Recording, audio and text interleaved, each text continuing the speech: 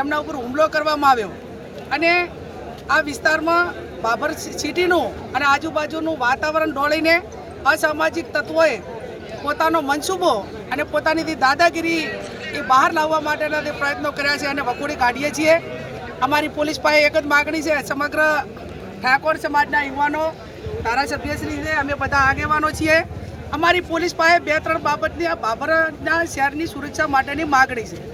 માગણીમાં મુદ્દા નંબર 1 કે આ અસામાજિક તત્વો એ તમામ દારૂનો ધંધો કરે, જુગારનો ધંધો કરે, ગાડીઓના હપ્તા ઉઘરાવવાનો ધંધો કરે, વેપારીઓ પાસે ખંડણી ઉઘરાવવાનું કામ કરે। અનેક પુરાવો છતાં પોલીસ એમની સામે કાર્યવાહી કરતી નથી ને એટલા માટે કરીને એ પૈસામાં ચકચૂર બનીને જ્યારે એમનાથી પૈસા ઘટે ને સુવિધાઓ પૂરી ના થાય ત્યારે આ પ્રકારની બદલીઓ કરવાના પ્રયત્નો કરે છે। એટલે આને ડાબે નંબર 2 ગ્રામ્ય વિસ્તારમાં ભણવા આવતી દીકરીઓ 1% પણ સુરક્ષિત નથી। 2 નંબરના બાઇકો લઈને સતત યુવાનો અસામાજિક તત્વો એમની સામે રેકિંગ કરીને ખરાબ ધંધા કરવા માટેના પ્રયત્નો કરતા હોય છે। બીજું, આવડો મોટો ઠાકોર સમાજ હોવા છતાં જો એ સમાજને જેમ ઢોર જુડે એમ નિર્ભય રીતે બેફામ રીતે મારતા હોય તો બીજા ગરીબ સમાજો એ કઈ રીતે બાબરની અંદર રહી શકે ને એમને કઈ રીતે આપણે એમને પ્રોટેક્શન આપી શકીએ, એ પણ અમારી પોલીસ પાસે માગણી।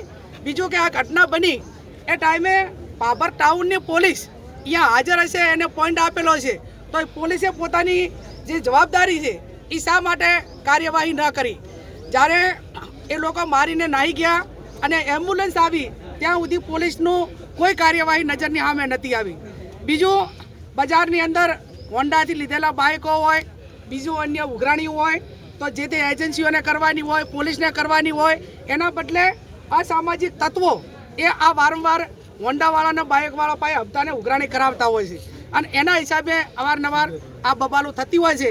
એટલે આ કેસમાં અમારી ગંભીરતાપૂર્વક પોલીસ પાસે માગણી છે, તમામ આરોપીઓને પકડીને જેલને હવાલે કરે અને જેમ રાજ્યના ગૃહમંત્રીએ કીધું કે અસામાજિક તત્વો જે તે ટાઉનમાં છે એનું વરઘોડું કાઢવામાં આવશે।